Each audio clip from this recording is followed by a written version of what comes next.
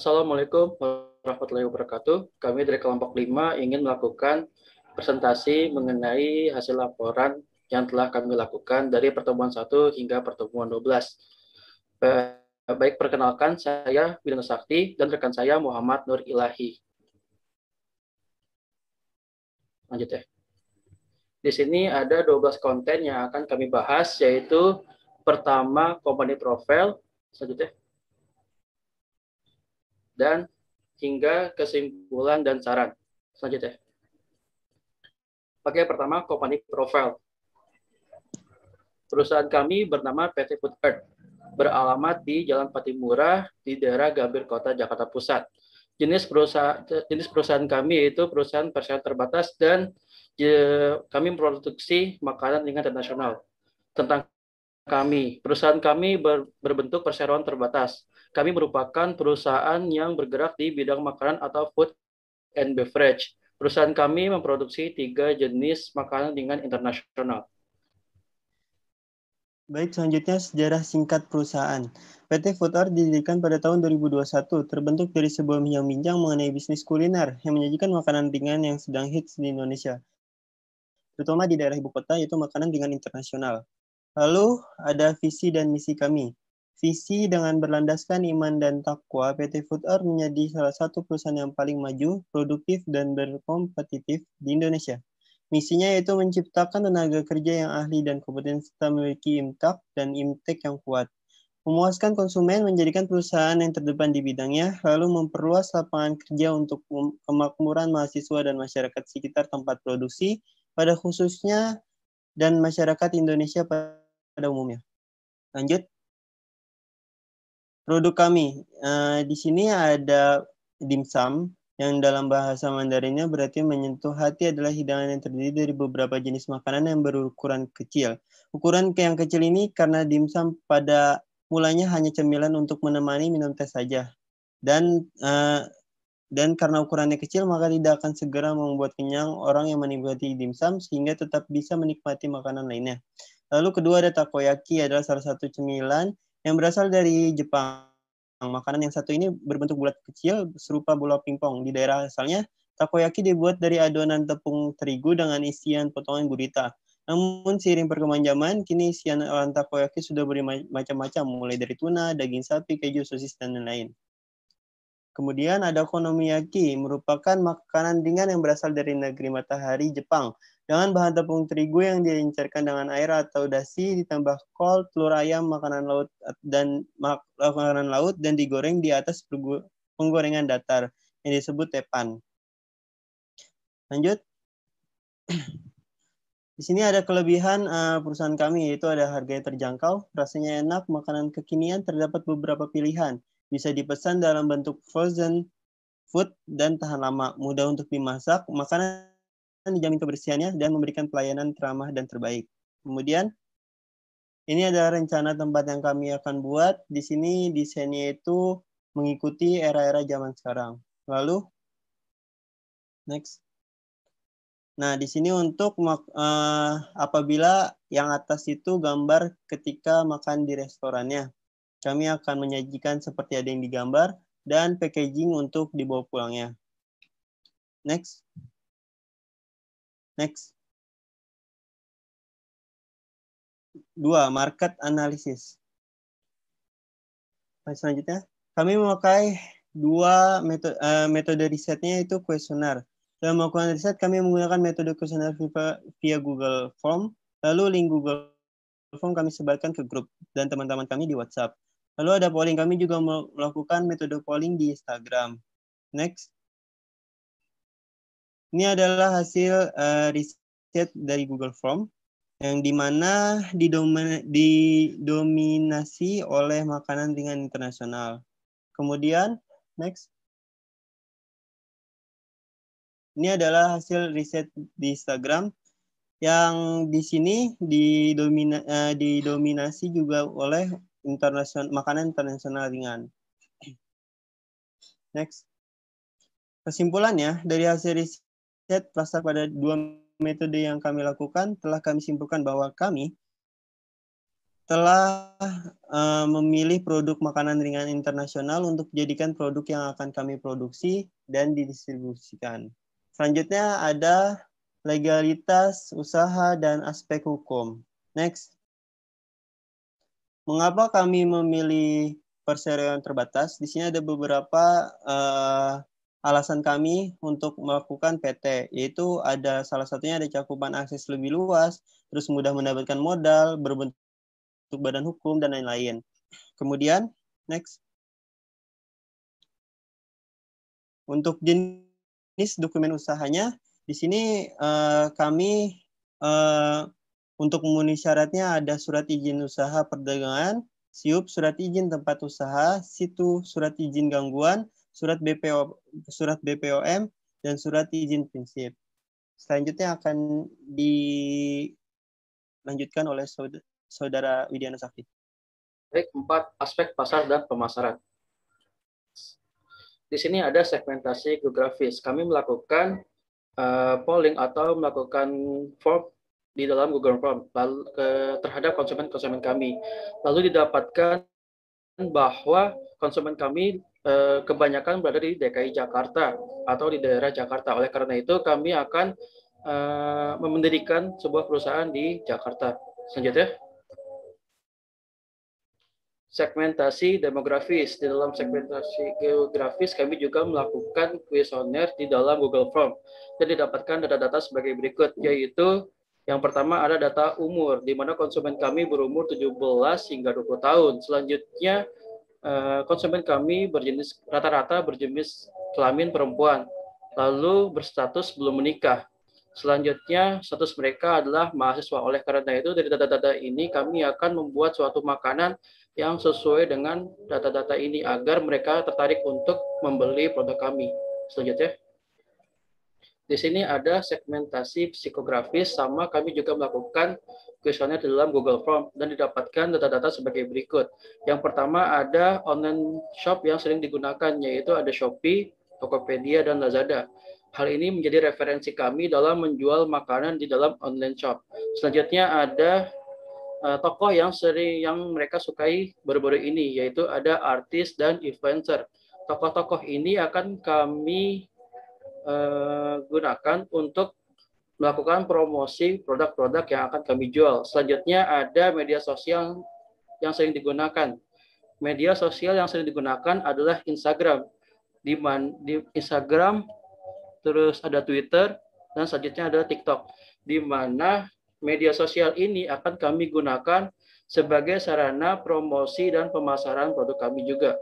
Selanjutnya ada tempat yang sering dikunjungi, yaitu ada kafe dan mall. Dan dua tempat ini akan menjadi acuan dasar kami dalam pembuatan tempat makanan. Apakah kami akan berbentuk kafe, restoran, dan tempatnya di mall atau bertempat sendiri. Selanjutnya, aspek pasar dan pemasaran. Di segmentasi geografis, produk yang kami jual adalah makanan. Maka target pasar kami keseluruhan ke seluruh Indonesia, baik itu di kota besar maupun di desa. Pengiriman menggunakan jasa ekspedisi dan bisa ojek online. Kami juga berencana untuk membuka restoran yang berada di Tanjung Barat karena lokasi tersebut sangat ramai dan baru-baru ini akan dibuka mall baru, yaitu Mall Aeon.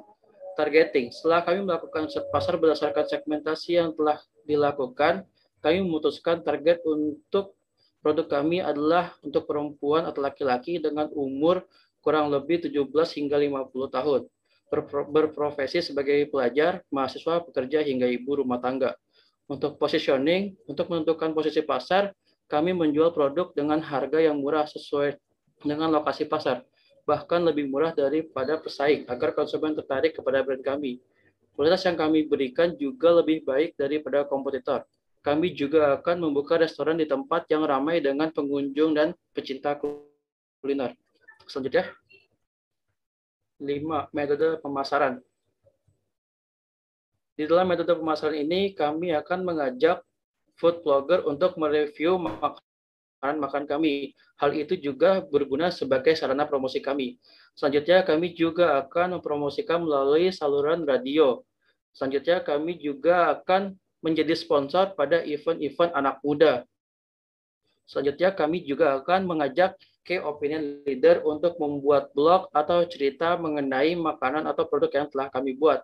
Selanjutnya, kami akan menggunakan endorse dari selebgram. Seperti yang kita ketahui, kami mendapatkan polling bahwa tokoh yang konsumen kami sukai yaitu rata-rata influencer dan artis. Selanjutnya, 6. Forecasting atau peramalan. Selanjutnya, forecasting pada kebutuhan tepung terigu karena tepung terigu merupakan bahan utama yang sering digunakan untuk membuat produk kami.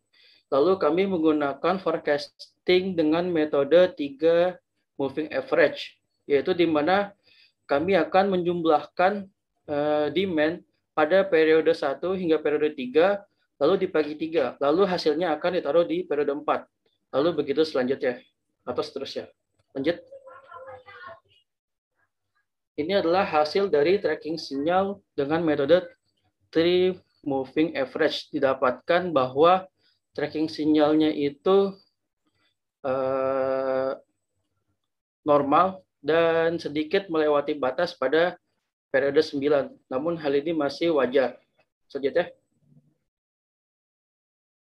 Dalam forecasting kami juga melakukan forecasting dengan metode exponential smoothing dan didapatkan hasil sebagai berikut. Selanjutnya. Dan dapat dilihat di sini ada grafik tracking sinyal dari peramalan exponential smoothing, di mana dalam peramalan exponential smoothing hasil tracking sinyalnya lebih stabil. Selanjutnya. Ini adalah perbandingan hasil dari dua metode peramalan yang kami lakukan. Lalu dapat kami simpulkan bahwa metode exponential smoothing akan kami gunakan karena jika dilihat dari semuanya dan dilihat dari nilai sebaran TS pada peta kontrol, di metode exponential smoothing ini lebih terkontrol. Selanjutnya. Penjelasan hasil perbandingan, nilai MAPE pada metode 3 moving average lebih kecil dibandingkan dengan metode exponential smoothing. Metode exponential smoothing memiliki tracking sinyal yang lebih stabil dibandingkan dengan metode 3 moving average, sehingga metode exponential smoothing sangat cocok digunakan untuk menambahkan kebutuhan tepung terigu. Oke, baik. Yang ketujuh, aspek teknis dan analisis manajemen. Selanjutnya, seperti ada yang di layar, yang sebelah kiri itu adalah rencana pembuatan perusahaan kami. Di sini kami akan menjelaskan aliran proses untuk PT Food Art. Pertama, barang masuk pada pintu belakang. Lalu dilakukan proses bongkar muat barang, kemudian pengecekan data-data yang dilampirkan. Jika barang sesuai dengan PO, maka barang akan diterima. Dan jika barang tidak sesuai dengan PO, maka barang akan ditolak dan dikembalikan. Selanjutnya, untuk barang yang diterima, dilakukan proses pengangkutan dari area quality control ke area penyimpanan untuk didata oleh operator gudang.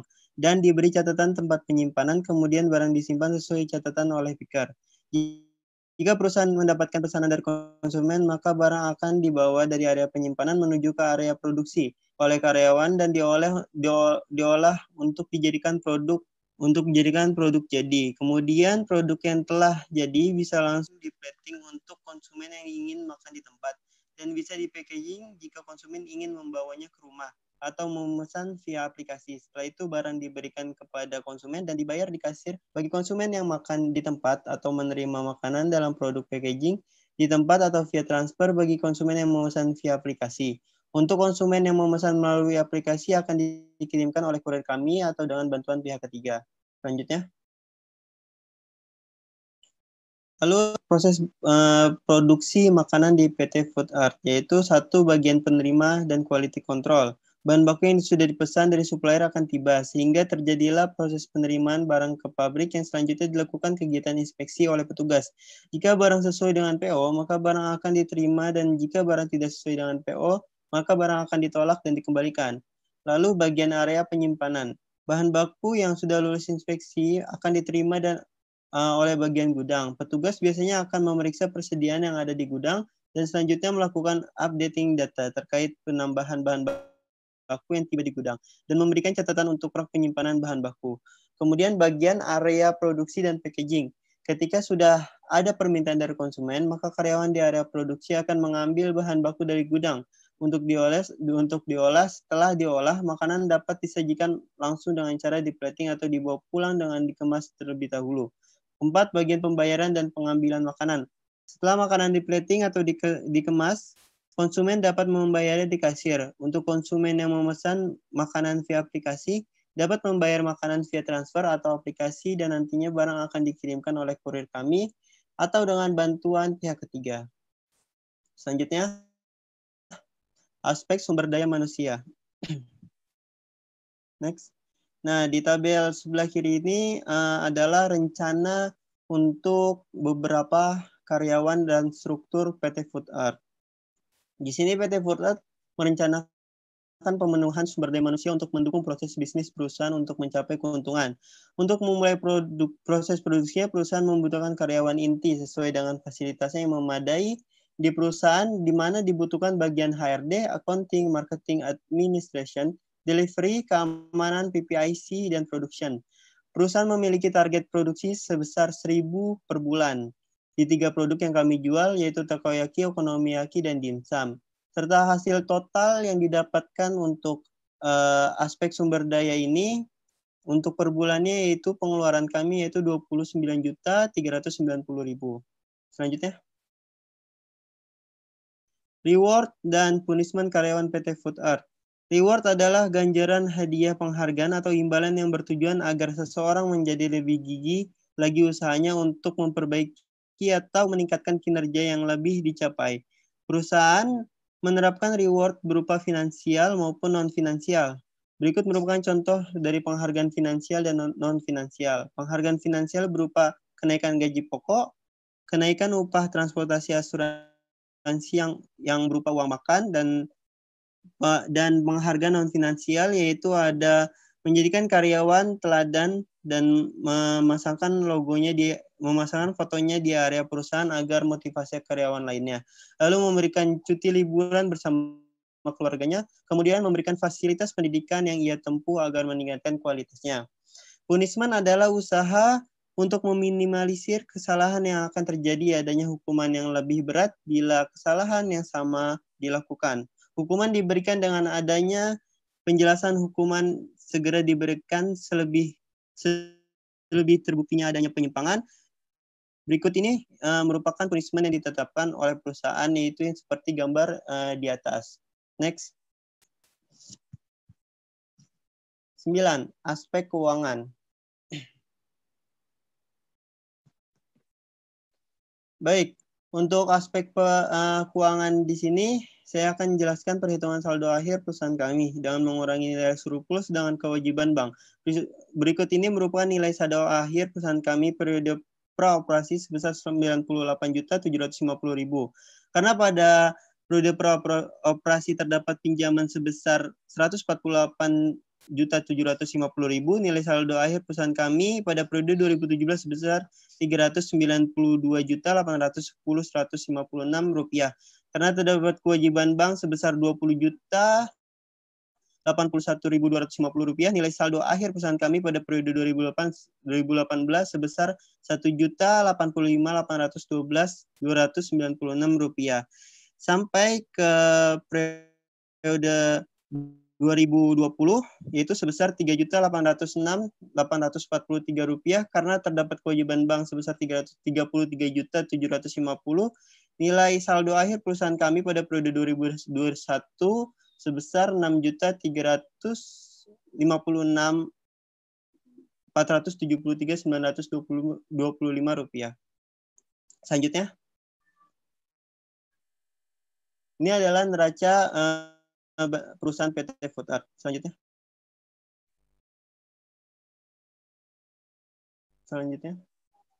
Berdasarkan hasil perhitungan yang telah dilakukan, dapat disimpulkan bahwa total hutang dan modal A tambah B tambah C yang perusahaan kami dapatkan dari tahun ke tahun mengalami peningkatan. Hal tersebut dikarenakan setiap tahunnya perusahaan kami dapat menjual produk dengan jumlah yang lebih besar dibandingkan dari tahun sebelumnya. Kemudian dikarenakan setiap tahun harga bahan baku mengalami kenaikan, perusahaan kami juga menaikkan harga jual yang meskipun hanya 1,5 1,5 kali lipat dari harga awal. Selain hal tersebut disebabkan juga karena harta tetap berupa mesin dan peralatan, inventaris kantor, dan kendaraan. Jumlah dana yang perusahaan kami lakukan dari tahun ke tahun jumlahnya sama. Hal tersebut dikarenakan pengeluaran dana tersebut tidak pasti, yang berarti bahwa tidak setiap tahunnya adanya kerusakan maupun penggantian mesin dan peralatan, yang hanya saja perusahaan kami memberikan dana tersebut dan untuk jaga-jaga jika sewaktu-waktu dana tersebut dibutuhkan sudah masuk dalam perhitungan pengeluaran perusahaan dan siap digunakan. Kemudian berdasarkan hasil perhitungan di atas juga dapat diartikan bahwa dari tahun ke tahun perusahaan kami memperoleh keuntungan yang sesuai dengan target sasarannya yang kami rencanakan sebelumnya dengan jumlah yang setiap tahunnya mengalami kenaikan. Selanjutnya akan dijelaskan oleh Saudara Widiana Sakti. Oke, yang ke-10 yaitu aspek lingkungan industri. Selanjutnya. Yang pertama, kami melakukan analisis SWOT di mana ada faktor internal dan faktor eksternal. Dalam faktor internal terdapat kelemahan dan kekuatan perusahaan kami. Lalu dalam faktor eksternal ada peluang dan ancaman. Setelah itu kami akan menyusun strategi, yaitu ada strategi WO, SO, WT, dan ST. Di mana strategi WO itu merupakan strategi yang dibuat atas dasar kelemahan dan peluang di dalam perusahaan kami. Selanjutnya ada strategi SO, di mana strategi SO itu dibuat atas dasar kekuatan dan peluang dalam perusahaan kami. Selanjutnya ada strategi WT, yaitu weak dan threats, di mana strategi ini didasarkan pada kelemahan dan ancaman di dalam perusahaan kami. Selanjutnya ada strategi ST, yaitu strengths dan threats, di mana strategi ini didasarkan atas dasar kekuatan dan ancaman dalam perusahaan kami. Selanjutnya, dampak terhadap lingkungan. Yang pertama ada dampak terhadap lingkungan sosial. Yang pertama, membuat pilihan menu makanan baru pada masyarakat yang ingin menikmati makanan dengan internasional seperti takoyaki, dimsum, dan okonomiyaki. Terus mengenalkan makanan dengan internasional kepada masyarakat sekitar maupun masyarakat dari luar daerah ataupun luar kota. Selanjutnya ada meningkatkan perekonomian dan peluang kerja bagi masyarakat dengan membuka lowongan pekerjaan. Selanjutnya ada menumbuhkan kreativitas pekerja dengan memberikan pelatihan dan ide-ide menarik dalam pembuatan produk makanan. Terus ada memberi pengalaman kepada pekerja tentang bagaimana cara membuat makanan dengan internasional dengan bahan-bahan yang ada di Indonesia. Selanjutnya, dampak terhadap lingkungan ekonomi. Yang pertama ada dampak secara langsung berupa penambahan penghasilan bagi pemilik usaha. Terus kedua ada dampak secara tidak langsung berupa pergerakan roda ekonomi yang melibatkan produsen produk yang dijual. Lalu perekrutan tenaga kerja bagi masyarakat di sekitar restoran sehingga mengurangi angka pengangguran.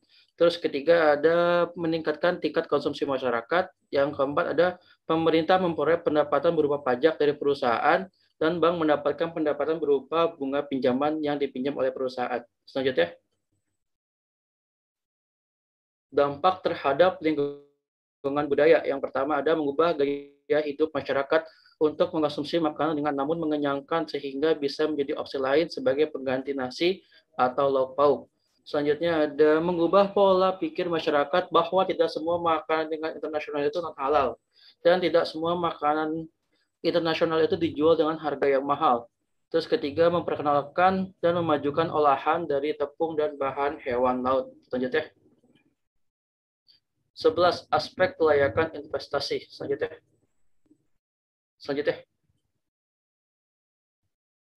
Next saja nggak apa.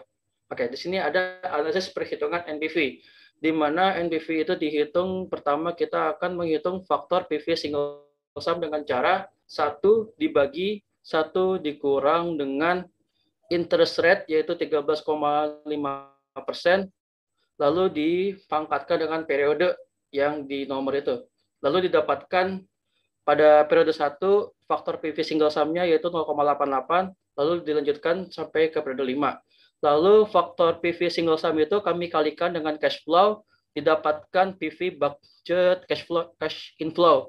Lalu PV budget cash inflow ini kami totalkan, terus kami kurang dengan investment yaitu sebesar 326.750.000. Lalu didapatkan NPV perusahaan kami sebesar 3.805.675.788 rupiah. Lalu dengan kriteria di bawah dapat kami simpulkan bahwa investasi di perusahaan kami dapat diterima. Selanjutnya, analisis perhitungan IRR.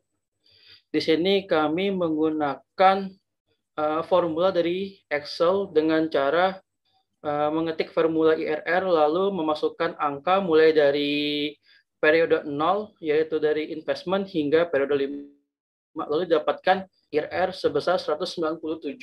Lalu kami juga melakukan pembuktian bahwa IRR itu layak dengan cara memasukkan nilai IRR sebagai ganti dari interest rate di dalam faktor PV single sum. Lalu dengan kriteria IRR sebagai berikut, maka dapat disimpulkan bahwa investasi di perusahaan kami dapat diterima. Selanjutnya, analisis perhitungan PP, yaitu payback period. Di sini kami harus menghitung yang pertama T.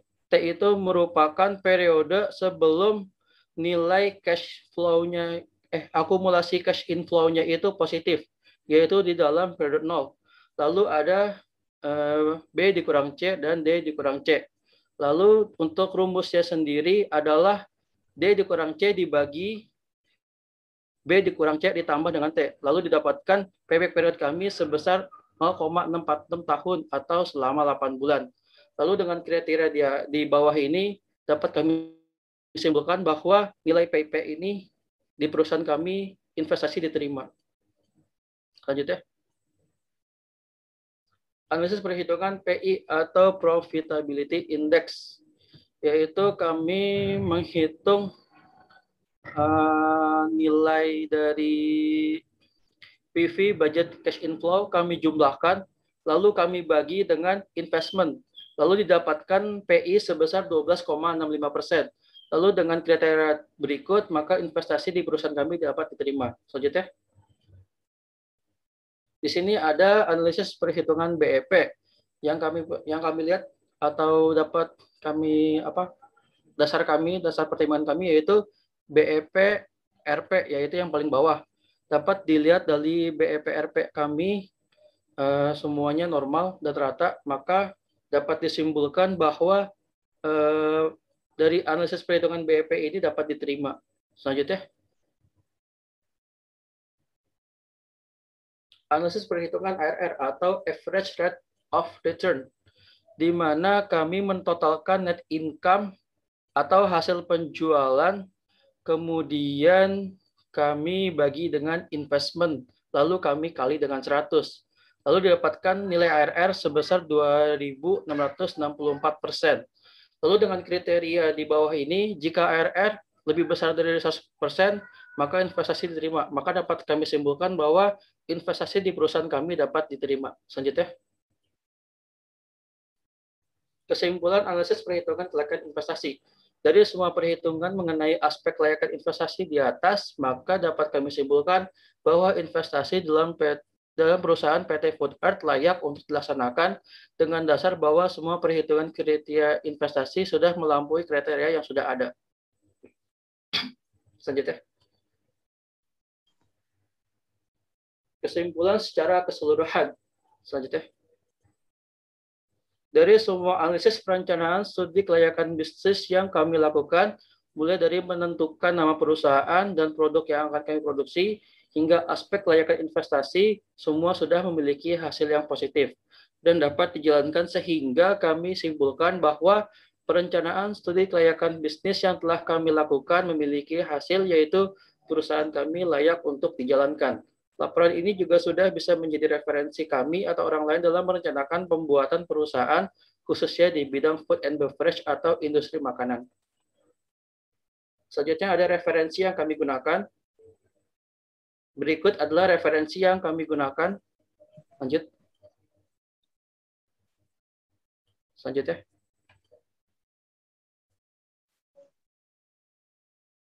Baik. Terima kasih. Di sini ada motivasi kebersihan itu seperti perumahan. permulaan. Kemudian menjaga kebersamaan merupakan kemajuan dan bekerja sama merupakan keberhasilan. Baik, terima kasih kepada Bang Nurdin selaku asisten dosen studi kelayakan bisnis yang sudah memperhatikan presentasi kami, dan terima kasih juga kepada audiens yang sudah memperhatikan presentasi kami. Saya Muhammad Nurilahi dan rekan saya Widiana Sakti mengucapkan mohon maaf apabila ada kata-kata yang salah. Wassalamualaikum warahmatullahi wabarakatuh.